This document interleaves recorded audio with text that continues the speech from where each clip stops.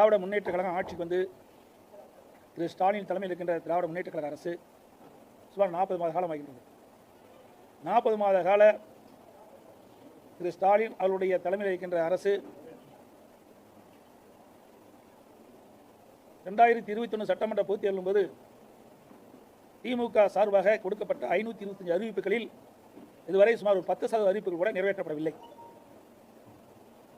நான் ஊடகத்தின் வாயிலாக, பத்திரிகையின் வாயிலாக, சட்டமன்றத்திலும் திராவிட முன்னேற்ற கழகம் அறிவிக்கப்பட்ட அந்த தேர்தல் அறிவிப்புகள் ஏதாவது நிறைவேற்றப்பட்டன, அதற்கு வெள்ளை அறிக்கை வெளியிட வேண்டும் என்று வலியுறுத்தினேன். இதுவரை அதற்கு எந்த பதிலும் இல்லை. ஆனால் பத்திரிகையிலும் ஊடகத்திலும் திரு ஸ்டாலின் அவர்கள்